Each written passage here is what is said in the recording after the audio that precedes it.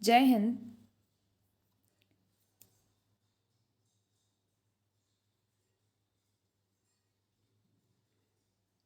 Syllabus हम बहुत बार देख चुके हैं।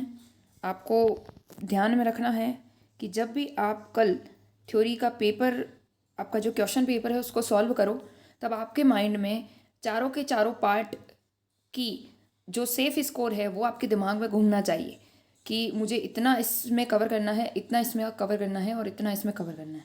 उसका एक छोटा सा हमने अनुमान लगाया था कि कितने नंबर को लेकर हम सेफ स्कोर में चले जाएंगे। तो ड्रिल में आपको जैसे ही आप 5 नंबर का काम कर देते हैं तो आप आगे की तरफ बढ़ सकते हैं कि इसको जो रहा है उसको बाद में कर लिया जाएगा। एक काम कीजिए, ड्रिल और वेपन टेस्ट इन दोनों को आप पहले कर लीजिएगा। छोटे छोटे हैं तो जल्दी हो जाएंगे, लगभग आधे घंटे में आपसे हो जाएंगे। देन आप जो थर्ड पार्ट है उसमें हाफ पोर्शन कर लीजिए, 100 नंबर के आसपास आ जाए और आप उसे छोड़ दीजिए और फिर फोर्थ पोर्शन करने लग जाइए, ताकि आपके ये दोनों पोर्शन छूटे ना, इनमें से कोई भी चीज़ छूटे ना और आपके 40% मार्क्स भी हो जाएं। फिर जो आपके पास समय बचता है, जितना समय बचता है उसका पूरे को यूटिलाइज करना है और उन सारे पार्ट्स में जो कुछ भी बच गया है उसको पूरे करने की कोशिश करनी है। देन उसके बाद आपको क्वेश्चन के मार्क्स पर बहुत ध्यान देना है कि कितने मार्क्स का क्वेश्चन है, मेरे पास गैप कितना है और मुझे क्या लिखना है। अगर आप उसको वर्डिंग में नहीं लिख पाए तो आप की पॉइंट्स में लिखने की कोशिश करें। सेम एज जो ऑब्जेक्टिव क्वेश्चंस और जो ट्रू फॉल्स हैं या कोई भी छोटे क्वेश्चंस हैं वो किसी भी फॉर्मेट में दिए गए हैं तो फॉर्मेट को पढ़ना है कि वो कहना क्या चाह रहा है और उसको साफ सुथरे अक्षरों में लिखें। जैसे ऑब्जेक्टिव में अगर आपको राइट करने के लिए बोला है तो राइट कीजिए, ट्रू फॉल्स में आपको ट्रू लिखना है, फॉल्स लिखना है, जैसे लिखना है आप उसे एक बॉक्स बना के लिखिए या जैसे भी उन्होंने फॉर्मेट दिया है उसके अकॉर्डिंग राइट कीजिए। तो वो अकॉर्डिंग टू फॉर्मेट करना है, इच्छा से नहीं करना है। कोई चीज़ गलत हो गई तो उसको सिंपली एक हल्का सा कट करके फिर से आप उसे लिखिए, ठीक है। उसके बाद 5 नंबर के क्वेश्चन में भी ऐसा ही करना है। अगर आपके पास समय कम है और अगर आप नहीं पूरे वर्डिंग में उसको नहीं लिख पा रहे हैं तो कोई बात नहीं, आप 5 की पॉइंट लिख दीजिए और उन की पॉइंट्स में भी एक एक वर्ड ऐसा यूज़ करिए जो उस पूरे क्वेश्चन को डिफाइन कर सके। 10 मार्क्स के क्वेश्चन में बहुत अच्छा लिखना है, आपको बहुत सुंदर लिखना है और जितना कुछ कुछ उस क्वेश्चन के बारे में आप जानते हैं वो लिखिए, इसके आसपास की चीज़ें भी लिखिए जो पूछा जा रहा है उसके बाद आप आ जाइए। ये ड्रिल के क्वेश्चंस आपने देखे हैं बहुत बार, इन्हें एक बार वापस देखिएगा, आपकी प्रैक्टिस भी हो जाएगी और ये अच्छे क्वेश्चंस हैं। इन्वेंशन का पूछिए, जनरल ड्रॉल 1666 Germany, open and close drill type, aims, proper जो ड्रेसअप होता है वो है, कोऑर्डिनेशन होगा, उसका सेल्फ रेगुलेशन होगा, डिसिप्लिन होगा, कमांड कंट्रोल अच्छा होगा। प्रिंसिपल्स की बात करेंगे तो प्रिंसिपल्स 3 के 3 हैं, स्फूर्ति, स्थिरता और कोऑर्डिनेशन। वर्ड ऑफ कमांड में चेतावनी और कार्यकारी दोनों को याद रखना है। उसके बाद आपको ये सारी डिटेल जो कल बहुत अच्छे से बताई थी, कल के हिसाब से उसको याद करनी है। ये तो अपने इंपॉर्टेंट लिखी हैं, बाकी हमने कल जो पढ़ी वो सारी की सारी आपको याद होनी चाहिए। खुली लाइन में लाइन टू लाइन डिस्टेंस की बात करते हैं तो 150 इंचेस और निकट लाइन की बात करते हैं तो 60 इंचेस। सावधान में अगर अपन फुट टू फुट अपन डिस्टेंस की बात करते हैं तो 6 इंच और अगर अपन एंगल की बात करते हैं तो 30 डिग्री का एंगल बनता है। अपन विश्राम में मैंने बताया था कि हील टू हील डिस्टेंस पूछे तो 12 इंचेस और अगर आपको टोस से पूछे उसकी डिस्टेंस तो 18 इंचेस करना है, ठीक है। इसके अलावा अगर ट्रू फॉल्स में आपको कोई भी और डिजिट दे के बोले कि इतना होता है, 30 होता है, 40 होता है, 15 होता है, 6 होता है, तो नहीं, वो गलत हो जाएगा। 12 इंचेस को ही सही करना है। तेज चाल में वही है, 120 कदम हम लेते हैं, एक रेजिमेंट 120 कदम लेती है 1 मिनट में। गर्ल कैडेट जो होती है वो 110 लेती है और बॉयज़ कैडेट जो होते हैं वो लेते हैं 116 कदम, ठीक है। धीमी चाल में हम लोग 70 कदम लेते हैं और इन दोनों ही चाल में, धीमी और तेज चाल में, इन दोनों में हम जो कदम उठाते हैं उसकी लंबाई होती है 30 इंचेस, ठीक है। दाहिने सच में हम 15 इंच शिफ्ट होते हैं, ठीक है। आपको बाएं मुड़, दाएं मुड़, अगर ऐसा कुछ पूछा जाए और उसमें हाफ एंगल पूछे तो 45 डिग्री और पूरा एंगल पूछे तो 90, ये ध्यान में रखना है। ट्रू फॉल्स में पूछ सकता है। और अगर अपन पीछे मुड़ की बात करते हैं तो 180 डिग्री का एंगल बनता है। राष्ट्रीय सैल्यूट, जनरल सैल्यूट, सलामी शस्त्र बहुत बार बता चुकी हूँ मैं। उसके बाद इन तीनों के बाद एक चीज़ और भी इंपॉर्टेंट हो जाती है, बट सैल्यूट किसको देते हैं? तो नायक सूबेदार से लगा के कैप्टन रैंक के जितने भी पर्सन्स होते हैं हम उनको बट सैल्यूट देते हैं। सलामी शस्त्र मेजर रैंक से ऊपर के जितने भी ऑफिसर्स होते हैं उनको हम सलामी शस्त्र देते हैं। मेजर जनरल रैंक से ऊपर जितने भी लोग होते हैं, जितने भी ऑफिसर्स होते हैं उनको जनरल सैल्यूट। और राष्ट्रीय सैल्यूट हम नेशनल फ्लैग, प्रेसिडेंट और राज्यों के जितने भी गवर्नर्स हैं, राज्यपाल जो हैं उनको हम ये सैल्यूट देते हैं। ठीक है। उसके बाद गार्ड ऑफ ऑनर में अगर स्ट्रेंथ की बात करें तो 150 कैडेट्स प्रेसिडेंट के लिए, वाइस प्रेसिडेंट और पीएम के लिए 100 कैडेट्स और वीआईपीज के लिए 50 कैडेट्स का गार्ड ऑफ ऑनर होता है। बैड हैबिट्स ड्रिल की पूछे तो आप खुद को इमेजिन करिए परेड ग्राउंड में, और वहाँ जो कुछ भी आपके साथ होता था या आपने किया है उनको देखकर आपको बैड हैबिट्स लिखनी है। कोई अनावश्यक हरकत नहीं करनी है, आंखों को इधर उधर हिलाना नहीं है, हिलना डुलना नहीं है, वगैरह वगैरह। बगल शस्त्र, बाजू शस्त्र, सलामी शस्त्र और भूमि शस्त्र, इन तीनों को परेड करते हुए खुद को ग्राउंड में इमेजिन करना है और राइफल आपके हाथ में हो और दिमाग में सेट करना है कि मैं चलूँगा, मैं तेज चल रहा हूँ और उसमें मेरी राइफल मेरे हाथ मतलब मेरे हाथ में है तो वो बगल शस्त्र की स्थिति में है, मैंने जब नीचे रख दिया है तो वो भूमि शस्त्र में है, मैं सलामी शस्त्र दे रहा हूँ तो किस कंडीशन में है, उन सबको इमेजिन करके आपको इसको ध्यान में रखना है। जब भी क्वेश्चन आए तो आप इमेजिन करके उसको इसकी थ्योरी को लिखिए तो आपसे हो जाएगा। उसके बाद ये कुछ क्वेश्चंस तो इसी के हैं।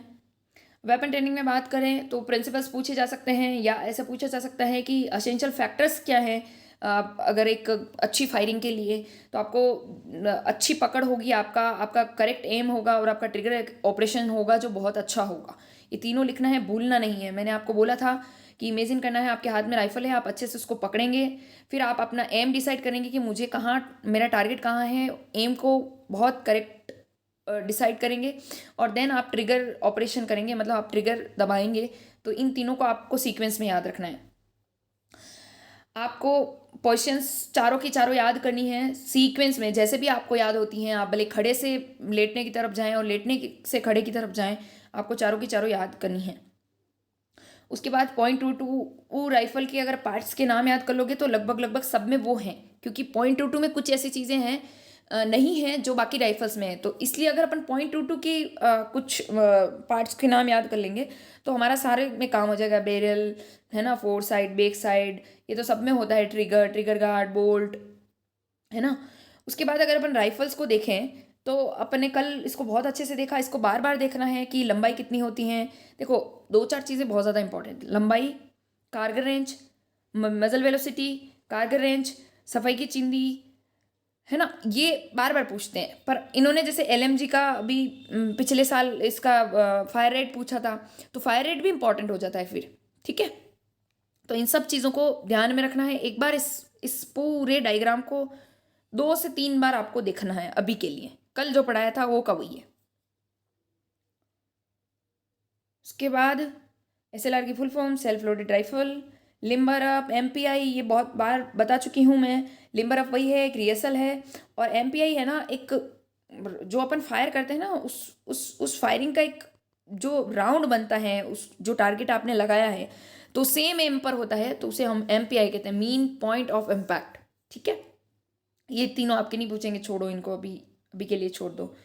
ये राइफल सी में पूछी जाती हैं, ये सी की स्लाइड से उठाया था इसलिए इनको रहने दीजिए। अब भले ये तो उसमें डाला ही है मैंने आपके, इसका वेट याद कर लीजिएगा। भले वेट नहीं है ये, इसकी लेंथ है, यहाँ पे गलत टाइप हो गया, आप देख लेना। अगर अपन एनसीसी की बात करें तो इसमें ये बेसिक चीज़ें आपको याद होनी चाहिए जो मैं बहुत बार पढ़ा चुकी हूँ। एनसीसी डे, एनोस की रैंक होती हैं। अगर एनोस में सबसे हायर रैंक की बात होती है तो मेजर होती हैं, फिर उसके बाद कैप्टन, फिर उसके बाद लेफ्टिनेंट। ठीक है, अगर कैडेट में बात करते हैं तो senior under officer, sergeant, corporal और लांस कॉर्पोरल, ऐसे होते हैं। एनसीसी के अगर डायरेक्टरेट पूछे जाए तो 17, है ना। और एनसीसी का जो निदेशालय पूछा जाए आपसे तो नई दिल्ली। ठीक है, अपने अगर राजस्थान का निदेशालय पूछा जाए कि राजस्थान डायरेक्टरेट का निदेशालय कहाँ है तो जयपुर में। ठीक है, अगर अपन एनसीसी के ओरिजिन की बात करते हैं कि कौन कौन सी विंग कब कब आई, तो हम आर्मी विंग की बात करते हैं तो वो आई थी 48 में, 49 में आई थी सीनियर विंग, सीनियर जो गर्ल्स विंग है एसडब्ल्यू, और एयर विंग आई थी 50 में, और 52 में आई थी अपनी नेवल विंग। ठीक है, इनमें कंफ्यूज नहीं होना है। कैंप की बात करें तो सीधा हिसाब है combined annual training camp, CATC annual training camp, BLC basic leadership camp, advance leadership camp ALC, NIC national integration camp, थल सेना camp TSC, republic day camp RDC, YEP youth exchange camp, youth exchange programme होगा। Okay, चलो उसके बाद अगर आपसे regiment से कोई सवाल पूछा जाए, हालांकि बहुत सारी रेजिमेंट है और ये इसकी सीनियरिटी से इन्होंने लिखा है बहुत ही अच्छा, पर हमें इतनी रेजिमेंट याद नहीं रहेगी, सो हमने कुछ इम्पॉर्टेंट तो सारी हैं, पर हमने कुछ ऐसी रेजिमेंट के नाम लिखे हैं जो हमें याद हो जाती है। हम सुनते ही रहते हैं कि मैं जाट रेजिमेंट में हूँ, है ना, मैं सिख रेजिमेंट में हूँ, मैं राजपूत रेजिमेंट में हूँ, तो ये नाम हमने सुने हुए हैं तो हमें याद हो जाएंगे, बाकी आपको याद नहीं होगा। जैसे मेहर रेजिमेंट हैं, ये याद नहीं होंगे, इसलिए आप इन 4-5 रेजिमेंट के नाम याद कर लीजिए। Rajput regiment, Sikh regiment, Bihar regiment, Naga regiment, Jat regiment, Assam regiment और पंजाब रेजिमेंट। ठीक है, अगर रेजिमेंट से कोई सवाल पूछा जाए आपसे तो इनके नाम लिख दीजिएगा। उसके बाद जो हमारी कमीशन रैंक है उनको डिवीज़न दिया हुआ है आर्मी में, नेवी में और एयरफोर्स में, उनको किन नाम से जाना जाता है। देखिए, आर्मी की तो हमने उस दिन सीक्वेंस से याद कर ली कि पहले जनरल होता है, फिर लेफ्टिनेंट जनरल होता है, फिर मेजर जनरल होता है, फिर ब्रिगेडियर होता है, फिर कर्नल होता है, फिर ना लेफ्टिनेंट कर्नल होता है, फिर यहाँ से एनोज रैंक शुरू हो जाती है, मेजर, कैप्टन और लेफ्टिनेंट। ठीक है, ये तो हमने याद कर लिए, पर आपसे सवाल किया जाता है यहाँ पे नेवल से, तो हम नीचे से चलेंगे क्योंकि वो ऊपर इतनी हायर रैंक्स नहीं पूछेगा, नीचे से पूछेगा। जैसे आपसे पूछ लिया कि आर्मी में कोई कैप्टन है तो वो नेवल में क्या होगा, तो वो नेवल में होगा लेफ्टिनेंट। ठीक है, और फाइट लेफ्टिनेंट होगा इसमें एयरफोर्स में। देखो, एयरफोर्स में तो लगभग ऐसी है ना, एयर से रिलेटेड जितनी भी चीज़ें होती है ना वो उसमें पूछता है। जैसे विंग कमांडर हो गया, स्क्वाड्रन लीडर हो गया, फ्लाइंग ऑफिसर हो गया, ये मतलब फ्लाइंग से रिलेटेड, मतलब उड़ने से रिलेटेड, एयर से रिलेटेड जितनी भी रैंक्स है ना वो एयरफोर्स की रैंक्स होती हैं। पर अपन को क्या करना, याद रखना है, तो आप याद रखिएगा। सबसे नीचे से चलो, लेफ्टिनेंट चलो। देखो, लगभग दोनों में लेफ्टिनेंट ही आ रहा है, इसमें सब लेफ्टिनेंट होता है, इसमें लेफ्टिनेंट होता है और इसमें फ्लाइंग ऑफिसर होता है। तो ये ध्यान रखना है कि एयरफोर्स में सबसे छोटी रैंक होती है फ्लाइंग ऑफिसर। एक बार ऐसे वर्टिकली, एक बार हॉरिजॉन्टली, ऐसे 2 बार आप पढ़ेंगे तो आपको ये याद हो जाएगा। पहले मुझे भी याद नहीं था पर मुझे अब हो गया, मैंने 2 बार इसको 3 बार पढ़ा। जैसे कर्नल अपने यहाँ होता है तो नेवल में हो जाएगा वो कैप्टन, और अगर अपन एयरफोर्स की बात करेंगे तो उसमें हो जाएगा ग्रुप कैप्टन। ठीक है, ऐसे। उसके बाद आपको ये नक्शा बहुत कुछ पढ़ा देगा, आपको इसको बहुत अच्छे से पढ़ना है। जैसे 28 राज्यों के नाम, ठीक है, इसमें जितने भी 9 यूटी हैं उनकी राजधानियाँ और 28 राज्यों की राजधानियाँ, तो ये इन सब की राजधानी आपको याद होनी चाहिए। 7 सिस्टर्स हैं, उनकी राजधानी तो याद होनी चाहिए।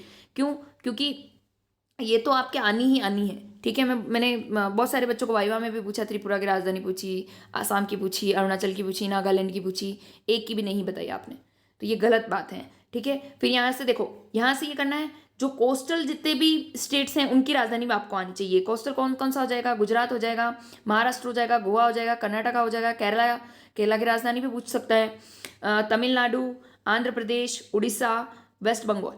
ठीक है, ये हो गए कोस्टल जो 9 स्टेट्स हैं, उनकी कैपिटल्स भी आपको याद होनी चाहिए। ठीक है, भारत की राजधानी नई दिल्ली। ठीक है, एनसीसी के का हेडक्वार्टर भी यहीं है। राजस्थान में अगर राजस्थान डायरेक्टरेट का हेडक्वार्टर पूछा जाए तो जयपुर। ठीक है, और राजस्थान की राजधानी भी जयपुर। ठीक है, ऐसे याद करना है, इन सबको पढ़ना है। आपसे ये भी पूछा जा सकता है कि हमारे पड़ोसी देश कौन कौन से, इस मैप से बहुत कुछ पता चलता है। जैसे यहाँ हो गया पाकिस्तान, अफगानिस्तान, ठीक है, चाइना, नेपाल, भूटान, बांग्लादेश, म्यांमार, है ना, ये सब हो गए इसके पड़ोसी देश। ठीक है, इधर रेड क्लिफ रेखा जारी है। ऐसे आपको पता होना चाहिए, भारत पाकिस्तान से रिलेटेड तो कोई भी चीज़ बहुत बार पूछी जा सकती है। ठीक है, ये चीज़ ध्यान रखनी है।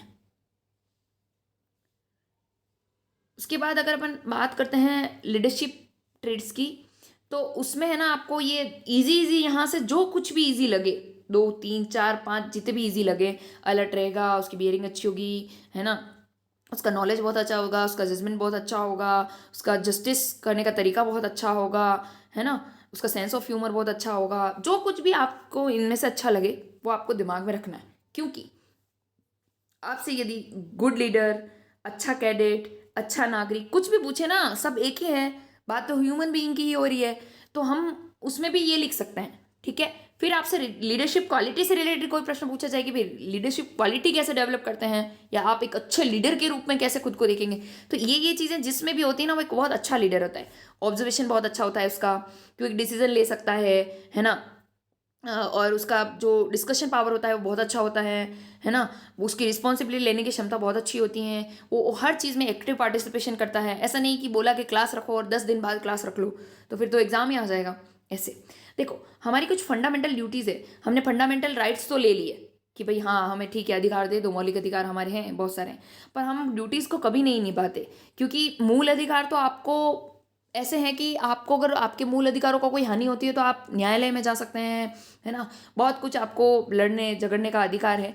पर यहाँ पे ये फंडामेंटल ड्यूटीज़ है ना, जो आपके मूल कर्तव्य हैं, इनके लिए कोई नहीं। आप करो तो आपकी मर्जी, आप ना करो तो आपकी ना मर्जी। तो ये आपकी देशभक्ति को दिखाते हैं। इनमें से जो कुछ भी आपको अच्छा लगे कि मैं नेशनल फ्लैग की रेस्पेक्ट करूँगा, है ना, अपने नेशनल एंथम की रेस्पेक्ट करूँगा, मैं है ना ब्रदरहुड बना के रखूँगा, है ना, मैं अपने कल्चर, अपने इन्वायरमेंट, है ना, और अपनी पब्लिक प्रॉपर्टी है उसको प्रोटेक्ट करूँगा, जो कुछ भी आपको उसका लगे, है ना। अगर कोई गार्जियन है तो वो ये चीज़ ध्यान रखेगा कि मैं अपने बच्चों को कम से कम प्राइमरी एजुकेशन तो दिलाऊंगा। जो कुछ भी अच्छी अच्छी चीज़ें आपको लगे ना, एक अच्छे नागरिक के गुण यही हैं। जो हमारी ड्यूटीज़ है ना, वही हमारे अच्छे गुण हैं, अगर हम इन्हें फॉलो करते हैं तो। ठीक है। इसके बाद अगर आपसे लीडरशिप की तीनों प्रकार पूछे जाए तो तीनों याद रखना है। निरंकुश नेतृत्व, लोकतांत्रिक नेतृत्व, हस्तक्षेप नेतृत्व। हिंदी में, इंग्लिश में, जिसमें भी आपको याद हो, एक गुड लीडर का वही है, मैंने कहा कि वहीं से आपको उठाना है। पर्सन डेवलपमेंट को बहुत सारी चीज़ें इफ़ेक्ट करती हैं, है ना। उससे बहुत सारे फैक्टर्स हैं जो जिससे इन्फ्लुएंस होती है हमारी पर्सनैलिटी। वो भले फिजिकली हो सकते हैं, सोशल हो सकते हैं, साइकोफिजिकल हो सकते हैं, फिलोसॉफिकल हो सकते हैं, इन्वायरमेंटल हो सकते हैं। इनको मैंने बहुत अच्छे से समझाया है आपको। अगर अपन कैडेट्स की एक्टिविटी की बात करें, मान लो आपसे कोई एक्टिविटी से रिलेटेड कोई प्रश्न आए तो आप एक लिख के भूल जाते हो, बस ड्रिल लिख देते हो, उसके आगे कुछ लिखते नहीं। क्यों? आपसे बहुत सारी एक्टिविटी कराती है एनसीसी, आपको पूरा आपको आर्मी का पार्ट माना जा रहा है, तो आपसे बहुत सारी एक्टिविटी करा रहे हैं। कैंप ले जाते हैं, वो भी एक एक्टिविटी है। आपसे रैलीज करवाते हैं, आपसे कैंपेन चलवाते हैं, आपको इसको स्पोर्ट एक्टिविटी में पार्टिसिपेट करवाते हैं, आपको एडवेंचर एक्टिविटीज़ में पार्टिसिपेट करवाते हैं। तो आप जहाँ जहाँ भी पार्टिसिपेशन देते हैं अपना, जहाँ जहाँ भी आप पार्ट लेते हैं, है ना, वो सब चीज़ें हो जाएगी आपकी एक्टिविटीज़। ठीक है। तो इसमें एक दो नहीं, 10-5 लिख के तो कम से कम 10-5 तो लिखनी ही लिखनी। अगर अपन डिजास्टर मैनेजमेंट की बात करते हैं तो वो नेचुरल भी हो सकते हैं, मैन मेड भी हो सकते हैं। अगर आपसे नाम पूछे तो एक आधा नहीं लिखना है, बस लिख देते हो भूकंप, सुनामी। क्यों भाई? दो ही चीज़ें आती है। अगर नेचुरल डिजास्टर की बात करें अपन तो दो नहीं आती, बहुत सारे होते हैं। तो आप लोग कोई भी 10 तो याद कर ही लें। इसमें मैंने 5-4 लिखे हैं, बहुत है। और अगर मैनमेड की बात करें तो मैनमेड तो हज़ारों हैं। जितना प्रकृति डिजास्टर नहीं कर रही है उतना तो हम कर रहे हैं, तो उसमें तो आप लिख ही सकते हो। फिर क्या है, अगर कोई भी डिजास्टर आता है तो इन की वर्ड्स को आप याद करके जाओ, ताकि आपका कम से कम काम हो जाए। ठीक है। अब इसको लिखना कैसे वो मैं शाम की क्लास में बता दूंगी, है ना। बहुत अच्छे से मैं बना रही हूँ, अभी हुआ नहीं है, इसलिए मैंने सोचा कि अभी आप क्या करोगे, टाइम पास करोगे, इससे अच्छा अभी क्लास दे देती हूँ। तो मैंने इंपॉर्टेंट चीज़ें अभी इसमें रख ली है, इसमें मैं दे रही हूँ जो फैक्चुअल चीज़ें जिनको याद करने में समय लगता है। अभी शाम को जो क्लास आएगी उसमें मैं आपको कैसे लिखना है, कितना लिखना है, थ्योरी में कितना किसको कितनी इंपॉर्टेंस देनी है, वो मैं शाम की क्लास में डिस्कस करूँगी। ठीक है। तो अगर कोई भी डिजास्टर आ जाती है तो हम एक्टिवली पार्टिसिपेट करेंगे, हम एक्टिव होकर पार्टिसिपेट करेंगे उसमें। हम जैसे कोई इंजर्ड हो गया है, कुछ भी हो गया है, तो हम उसको फर्स्ट एड तो कम से कम देंगे, है ना। उसके बाद हम डिसिप्लिन मेंटेन करेंगे, क्योंकि इतनी अफरा तफरी मच जाती है, बहुत मतलब आधा तो अफरा तफरी से लोग मर जाते हैं जब कोई भी इमरजेंसी हो जाती है। कब जब कोई डिजास्टर आता है ना, तो कोई डिजास्टर प्रॉब्लम हो जाती है तो कब तो हम हॉस्पिटल जो स्टाफ होगा, है ना, जैसे एम्बुलेंस आ रही है, कुछ भी आ रही है, तो हम उन्हें सपोर्ट करेंगे। ऐसे नहीं कि उन्हीं के माथे पड़ गए कि तुम लेट आए, हमारे ऐसे कर दिया वैसे कर दिया, नहीं। ठीक है। और आप जितनी भी जो भी पब्लिक है उसको, है ना, उसको सर्विस प्रोवाइड कराएंगे। ठीक है। उसके बाद अगर अपन डिजास्टर मैनेजमेंट में कुछ फुल फॉर्म की बात करते हैं, ये हालांकि सी के लिए है, इतना ज़्यादा आपके इतना है नहीं। आप तो ये एक याद रख लीजिए। ठीक है। जिसका नाम बहुत बार सुनने में आता है NDRF। ठीक है, नेशनल डिजास्टर रेस्पॉन्स फोर्स। ठीक है। मैंने यहाँ एक छोटा सा निमोनिक भी बनाया था सी के लिए याद करने के लिए। तो हम जब भी डिजास्टर मैनेजमेंट से अगर कोई फुल फॉर्म पूछी जाती है तो उसमें एन का मतलब लगभग 99% केस में नेशनल होता है, डी में डिजास्टर होता है और एम में मैनेजमेंट होता है। ठीक है, तो ये चीज़ आपको ध्यान में रखनी है, अपने आप ही आपका क्वेश्चन हो जाएगा। अगर NDMA की फुल फॉर्म पूछे तो नेशनल डिजास्टर मैनेजमेंट अथॉरिटी, ए का मतलब भी लगभग अथॉरिटी ही होता है। ठीक है। NEC की फुल फॉर्म पूछे तो नेशनल एग्जीक्यूटिव कमेटी, और SDMA और DDMA की पूछे तो स्टेट डिजास्टर मैनेजमेंट अथॉरिटी और डिस्ट्रिक्ट डिजास्टर मैनेजमेंट अथॉरिटी।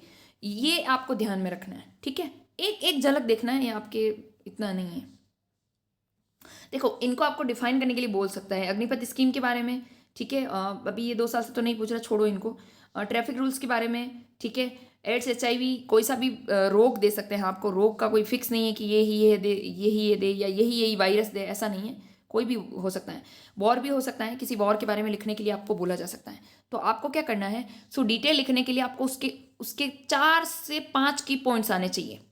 ठीक है, तो फिर आप उसके ऊपर थ्योरी का क्वेश्चन लिख सकते हैं।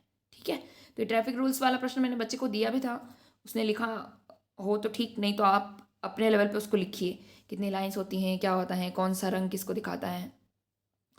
अगर अपन सोशल सर्विस की बात करते हैं, कम्युनिटी डेवलपमेंट की जहाँ बात करते हैं, तो हम ये चीज़ें दे सकते हैं सोशल सर्विस में, है ना। हम अवेयरनेस फैला सकते हैं, हम प्लांटेशन कर सकते हैं, हम ब्लड डोनेशन कर सकते हैं, है ना।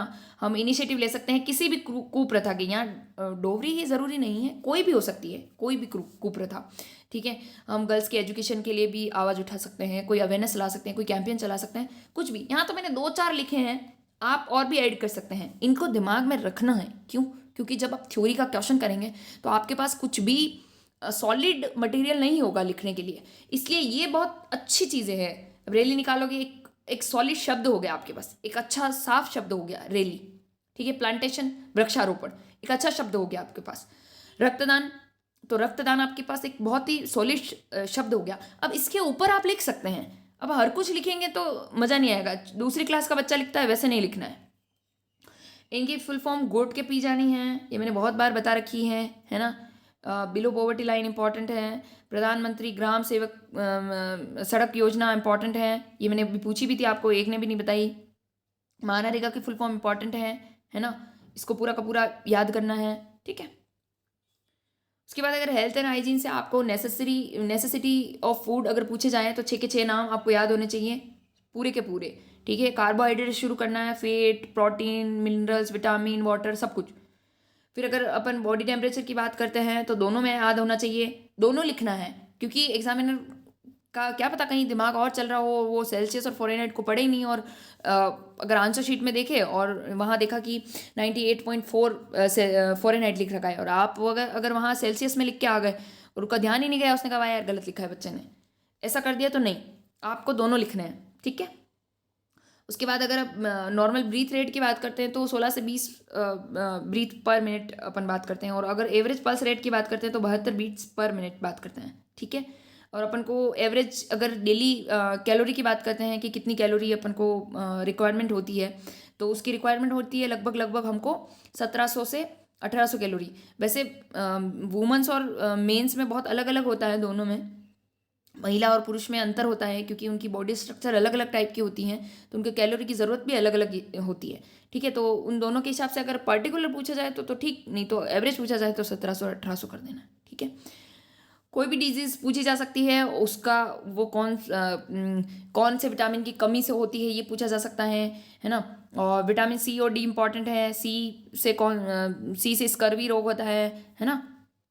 और खट्टे पदार्थ खाने से विटामिन C बढ़ता है, ऐसे पूछा जा सकता है। ह्यूमन बॉडी में बोन्स कितनी होती हैं। ठीक है, 4-5 योगासनों के नाम तो याद होनी ही चाहिए आपको। ठीक है, बॉडी पार्ट्स के नाम याद होने चाहिए। अगर गुड हैबिट और बैड हैबिट्स पूछी जाएँ तो बैड हैबिट अगर ये आपके फूड में नहीं है तो ये आपकी बैड हैबिट्स हो जाएगी हेल्थ को लेकर। ठीक है, और अगर आप गुड हैबिट्स की बात करेगा तो ये जो 6 ही पदार्थ है, अगर ये अब किसी की डाइट में इंक्लूड है तो उसकी वो गुड हैबिट्स हो जाएंगी उसको लेकर। ठीक है, सेम ये सब चीज़ें भी इसी के ऊपर टिकी हुई है। उसके बाद अगर अपन बात करते हैं जनरल अवेयरनेस से, तो उसमें कुछ नहीं है, अपन को नेचुरल जो रिसोर्सेज हैं उनको कंजर्व करना है ना। कैसे कैसे कर सकते हो वो यहाँ लिखा हुआ है। और पोल्यूशन में कैसे कैसे आप योगदान दोगे पोल्यूशन को कंट्रोल करके, और प्लांटेशन मतलब प्लांटेशन करके भी आप है ना बहुत सारी चीज़ों में इन्वायरमेंट में अवेयरनेस फैला सकते हो। ठीक है, कैसे?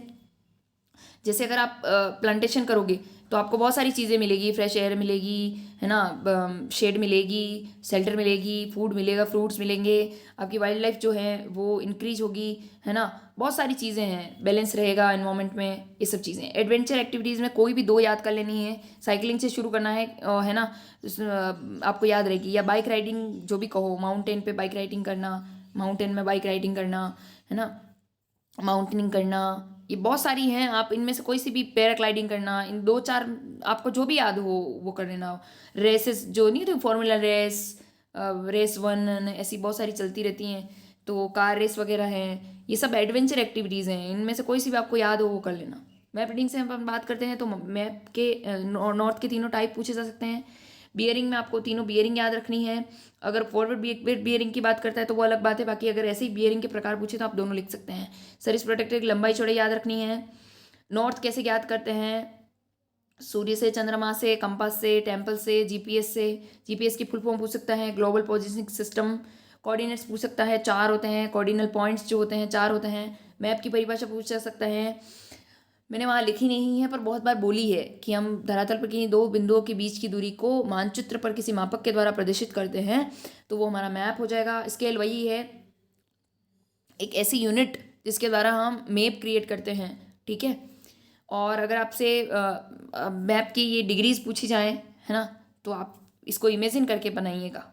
ठीक है, कन्वेंशनल सिंबल्स आपसे पूछे जाए तो इसको एक बार सरसरी नज़र से देख लेना, और कुछ इंपॉर्टेंट मैंने यहाँ लिखे हैं, इनको आपको पता करना है, इनको बनाना एक एक बार, मैंने यहाँ नहीं बनाया है पर आप बना देना तो आपको सही रहेगा। सेक्शन हो गया, है ना, प्लाटून हो गया, से कंपनी, डिवीज़न, इन्फेंट्री, इनके भी आपको मतलब पता करने हैं, ऐसे बनाने हैं। ठीक है, इसमें भी आपको पूछा जाए तो रोड, बैटल के लिए आपको ऐसे बनाने हैं, 2 क्रॉस में बनाना है, ऐसे इनको प्रैक्टिस के लिए दिया है यहाँ पे। ठीक है, उसके बाद अगर अपन बात करते हैं बियरिंग की, और फॉरवर्ड बियरिंग, बैकवर्ड बियरिंग, ये मैंने समझा दिया है, 180 प्लस 180 माइनस। ठीक है, और सर्विस प्रोटेक्टर क्या काम आता है? बियरिंग के मेजर करने के काम आता है। ये मैंने लाइंस बता दी हैं, कौन सी लाइंस किसको डिनोट करती हैं। येलो लाइन एग्रीकल्चर को डिनोट करती हैं, ग्रीन लाइन ग्रास और वेजिटेशन को करती हैं, ब्लैक लाइन मैनमेड फीचर्स को करती हैं, रेड लाइन अपने रोड को करती हैं, ब्लू लाइन्स अपने वाटर शेड्स को करती हैं, ब्राउन लाइन सरफेस फीचर्स को करती हैं। आपको ट्रॉपिकल ग्राफिकल फीचर्स में सब कुछ आना चाहिए। नॉल किसको कहते हैं, रिफ किसको कहते हैं, पर्वत, पठार, मैदान ये क्या है, इन सबको आपको डेफिनेशन में याद करना है। ठीक है, रिलीफ क्या है, स्लोप क्या है, स्केल क्या है, मैप क्या है, कंटूर क्या है, इनकी परिभाषाएं आपको याद होनी चाहिए, जिसमें भी आपको याद रहती है, इंग्लिश, हिंदी, जैसे भी। ये मैंने बताया है सी वाले एग्ज़ाम के दिन, तो आप वहाँ से पढ़ लीजिएगा। वैसे याद तो हो ही गए हैं, अब खाली बस सरसरी नज़र से देखना है उसको। कंपास के कोई भी 5 पार्ट याद कर लीजिए, आपको जो भी याद होते हैं, है ना, टंग, नॉच, लीड, प्रिज्म, जो भी याद होता है आपको वो याद कर लीजिए। उसके बाद अपन एफसी से बात करते हैं। एफसी और बीसी मैंने कल बहुत अच्छे से पढ़ा दिया है, इसमें पढ़ने की ज़रूरत नहीं है। वही है, ग्राउंड कितने टाइप के होते हैं, जजिंग डिस्टेंस, है ना, कवर कितने टाइप के होते हैं, अपन सिग्नल्स जो देते हैं कितने, कंसीलमेंट क्या होता है, नेचुरल कोई भी छिपाव हम करते हैं वो है, कंफ्लास क्या होता है, मैनमेड फीचर्स जो भी होते हैं, मूवमेंट कितने तरीके के होते हैं, शस्त्र रहित और शस्त्र सहित बहुत सारी तरीके चालें होती है, बंदर, बिल्ली। अगर वाटर क्रॉसिंग मेथड की बात करें तो बम्बू मेथड होता है, बहुत सारे मेथड होते हैं, ग्राउंड शेड वाटर बेल्ट होता है, ऐसे 2-4 याद कर लें, ज़्यादा नहीं। अगर अपन बैटल क्राफ्ट की बात करते हैं तो बैटल क्राफ्ट में आपको सिग्नल्स हम 3 तरीके से देते हैं, हाथ से, शस्त्र से, विसल से, ये याद रखने हैं। सेक्शन फॉर्मेशन पूरे का पूरे याद रखना है। पेट्रोल्स क्या है, परिभाषा याद रखनी है, दोनों के नाम याद रखना है, रेकी और प्रोटेक्टिव। ठीक है, एम्ब्यूज के आपको एम्ब्यूज क्या है ये याद रखना है। एम्ब्यूज कोई भी एक सडन अटैक है, ठीक है, ये सडन अटैक शब्द याद रखना है, इससे आपको याद रहेगा वो। ठीक है, और एम्ब्यूज 2 टाइप के होते हैं, है ना, अब एक अवसर देख के करते हैं ऊपर, और एक अपन नीति निर्माण करके बनाते हैं, सुविचारित करते हैं। और नेविगेशन पार्टी के बारे में पूछा जाए तो आपको बताना है कि रात्रि में मार्च करने वाली ऐसा सैन्य दल जो रात्रि में मार्च करता है, ठीक है, जिसका नाइट मार्चिंग से संबंध होता है। चीज़ें क्यों दिखाई देती हैं ये आपको इस ट्रिक से याद रखना है, S5+M, ठीक है। Shape, shade, size, sign, surface, movement, इनकी वजह से, ठीक है।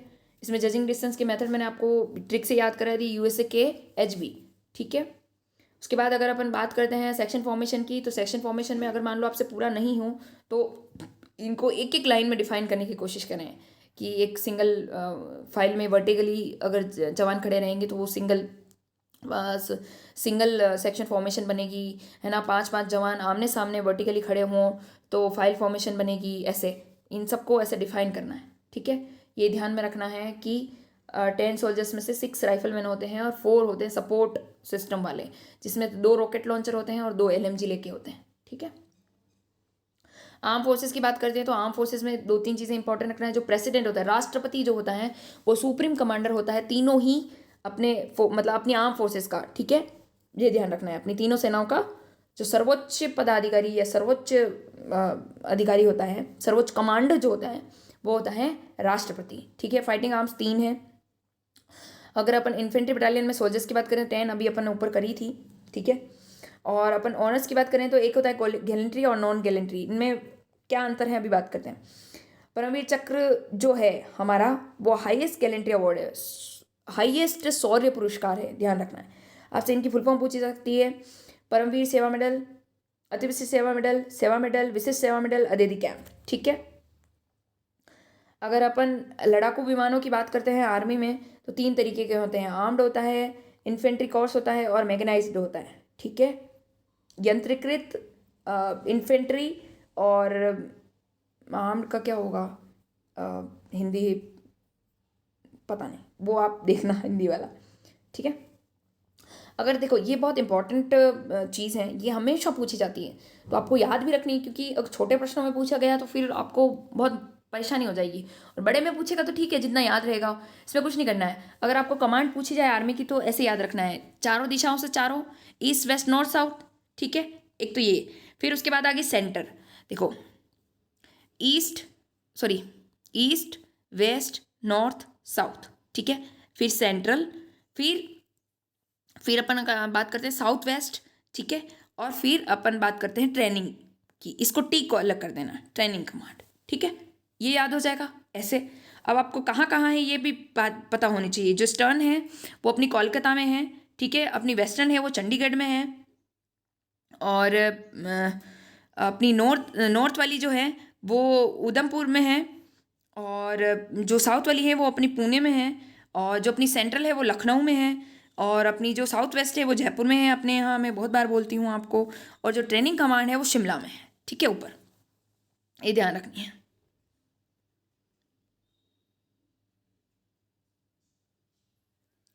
उसके बाद अगर अपन बात करते हैं मिलिट्री हिस्ट्री की, तो मिलिट्री हिस्ट्री में आपको 3-4 चीज़ें याद रखनी है। वॉर क्यों होता है, इसके कारण, भाई देखो एंटी थॉट्स होते हैं अगर किसी मतलब देश के बीच में, 2 देशों के बीच में, तो भी वॉर हो जाता है। बहुत सारे कारण होते हैं, पॉलिटिकल रीजंस हो सकते हैं, है ना। और भी कोई नेचुरल रीज़न भी हो सकता है, जैसे हिस्टोरिकल कोई रीज़न भी हो सकता है ना। बहुत सारे रीज़न होते हैं, तो एक एक रीज़न उसका ध्यान में याद रखना है दिमाग में।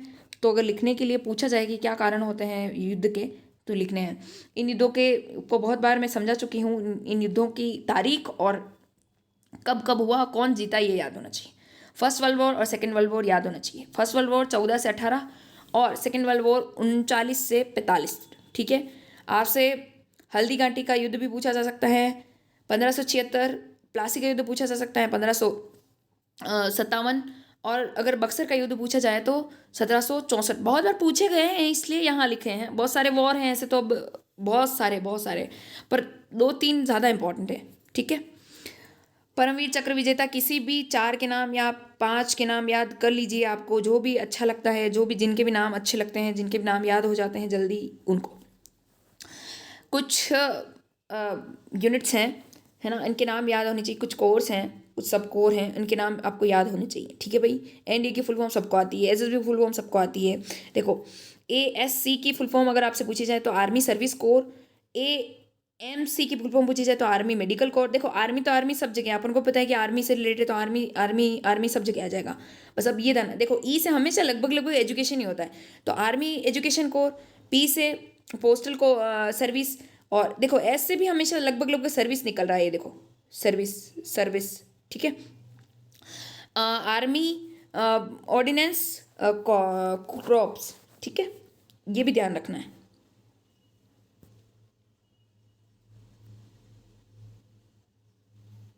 देखो गैलेंट्री और नॉन गैलेंट्री अवार्ड्स में मैंने आपसे बात करी थी। गैलेंट्री अवार्ड में आपसे सबसे शौर्य पुरस्कारों में सबसे हाईएस्ट पूछा जाए तो परमवीर चक्र, ठीक है। और अगर आपसे नॉन गैलेंट्री अवार्ड्स पे जो शौर्य पुरस्कारों से के बिना अगर पूछा जाए तो भारत रत्न सबसे बड़ा है, ये ध्यान रखना है। इन दोनों में मेजर अंतर आपको करना आना चाहिए। शौर्य पुरस्कार पूछे जाए तो परमवीर चक्र, महावीर चक्र, वीर चक्र, अशोक चक्र और विशेष सेवा मेडल, ठीक है। और इधर आपसे नॉन गैलेंट्री अवार्ड्स पूछे जाएं तो ये पद्म पुरस्कार जितने भी होते हैं वो नॉन गैलेंट्री होते हैं, ठीक है। उसके बाद इन्फेंट्री से रिलेटेड बहुत सारे इंपॉर्टेंट इक्विपमेंट्स और वेपन्स हैं, उनमें से आप 2-3 के नाम तो याद रखिए ही रखिए, ठीक है। लाइट मशीन गन, SLR और ऑटोमेटिक ग्रेनेड लॉन्चर और एंटी गाइडेड मिसाइल, ये तो याद रखिए ही रखिए, ठीक है। क्योंकि इक्विपमेंट्स के नाम पूछ ले तो क्या बताओगे, बताओ। कहेगा कि इन्फेंट्री के इक्विपमेंट्स के नाम बताइए, है ना, या वेपन्स के नाम बताइए, तो इनमें 2-3 के नाम तो आपको याद होने ही चाहिए, ठीक है। रॉकेट लॉन्चर भी इसका इक्विपमेंट है और बाकी ये सब वेपन हो जाएंगे इसके, ठीक है। इनके नाम याद करने, बाकी के नाम याद नहीं हो तो कोई बात नहीं। ये सी के हिसाब से लिखा हुआ है, इतना डीप नहीं जाएगा कि ऑपरेशन परम क्या है, ऑपरेशन पवन क्या है, बजरंग क्या है, मेघदूत क्या है, इतना नहीं जाएगा, कोई बात नहीं, छोड़ दो। कम्युनिकेशन पे आ जाओ। कम्युनिकेशन में कुछ नहीं है। कम्युनिकेशन क्या है, संचार क्या है, विचारों का आदान प्रदान हम जिस भी मेथड से करते हैं वो हो गया कम्युनिकेशन, और क्या। टाइप्स तो बहुत सारे तरीके के होते हैं कम्युनिकेशन। सैटेलाइट कितने टाइप के होते हैं आपसे पूछ ले तो, है ना। मिलिट्री सैटेलाइट से शुरू करना है, जितने भी आपको याद आए वो लिख दो। वेदर सैटेलाइट होते हैं, साइंटिफिक सैटेलाइट होते हैं, नेविगेशनल होते हैं, बहुत सारे होते हैं। इंटरनेट फैसिलिटी की बात करें तो ईमेल, वेब ब्राउजिंग, है ना, वीडियो कॉन्फ्रेंसिंग वगैरह, ये सब उसमें आएंगे इंटरनेट फैसिलिटी में। तो जितना याद आए उतना लिख लो। कम्युनिकेशन में अगर आपसे मोड पूछे जाए तो मोड तो बहुत सारी तरीके के, कंप्यूटर से कर सकते हैं, फैक्स से कर सकते हैं, सैटेलाइट से कर सकते हैं, इंटरनेट से कर सकते हैं, multimedia, video conferencing, video phone. और अगर मेथड पूछे जाए तो देखो कम्युनिकेशन का मतलब सीधा यूँ नहीं कि बस फ़ोन किया और अपने विचार आदान प्रदान हो गए, ऐसा नहीं। बहुत सारे तरीके हैं जिससे हम कम्युनिकेट कर सकते हैं, है ना। साइन बना के लैंग्वेज यूज़ कर सकते हैं, वॉइस से कर सकते हैं, रिटन स्क्रिप्ट भी एक विचारों का आदान प्रदान है। अगर अपन कोई बुक पढ़ते हैं तो भी उससे भी कम्युनिकेशन हो रहा है, वो जो राइटर है आपको कुछ कहना चाह रहा है, ठीक है। मैसेज से कर सकते हैं, लाइन और केबल से भी हो रहा है। अपन फ़ोन पे बात करते तो ये किसी न किसी तार, किसी न किसी यंत्र से तो जुड़ा हुआ है ना। वायरलेस अपन फ़ोन से जो बात करते हैं, केबल वाला वो पहले आता था वो, ठीक है।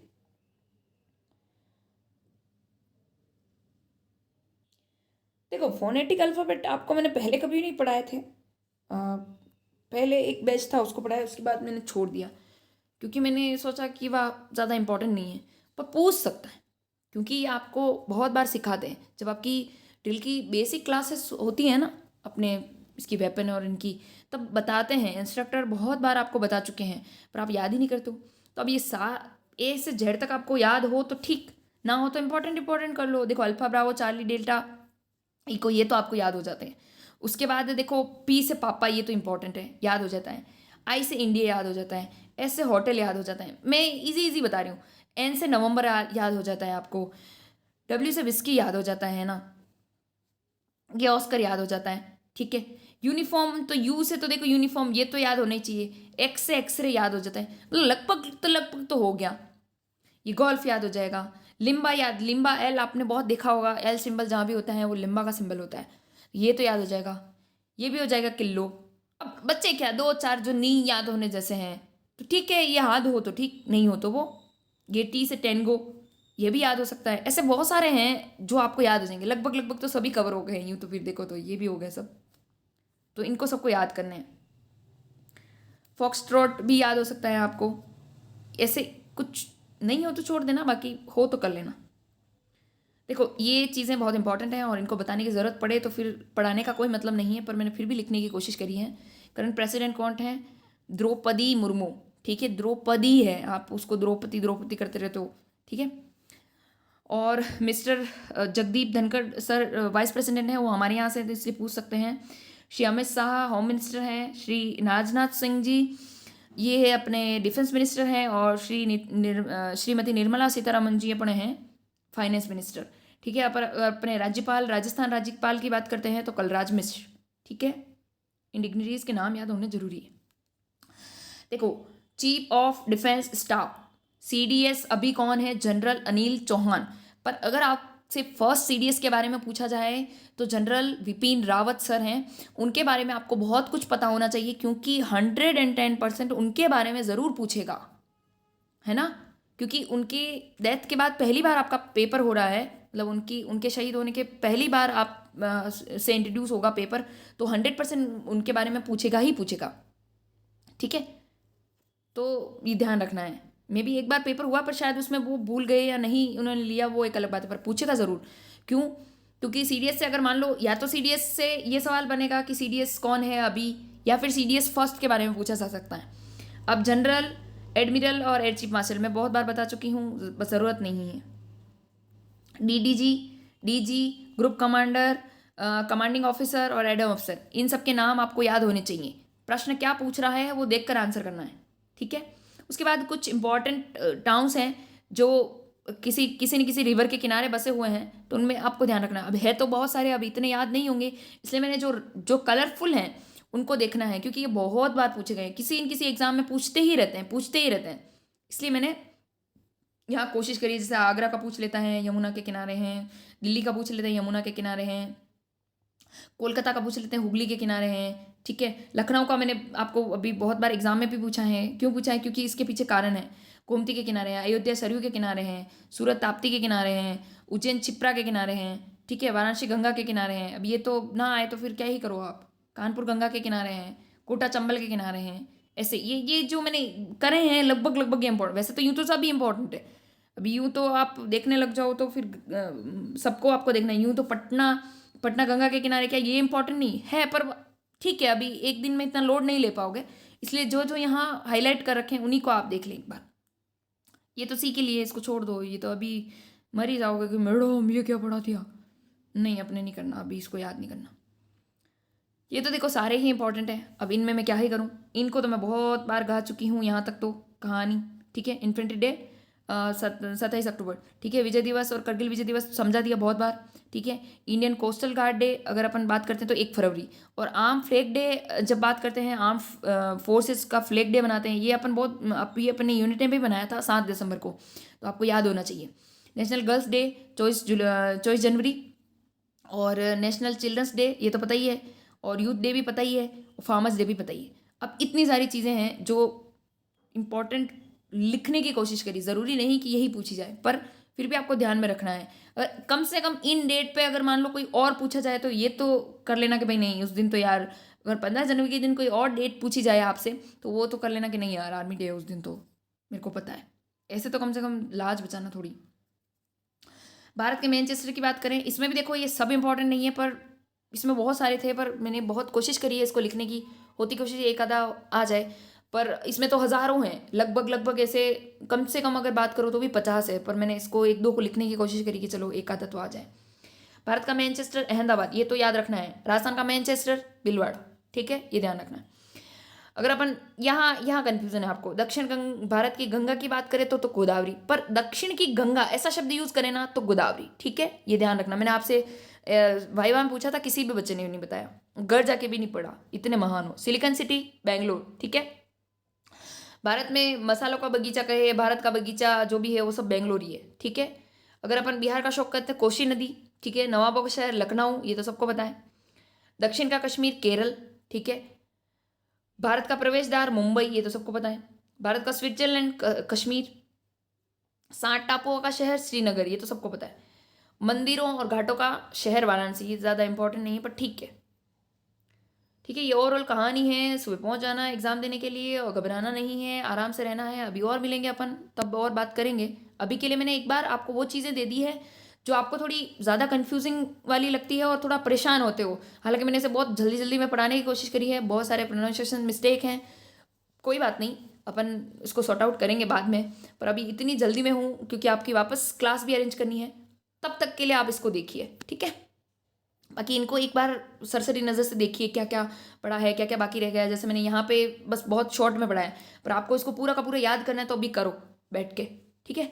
अभी के लिए जय हिंद, बाय बाय।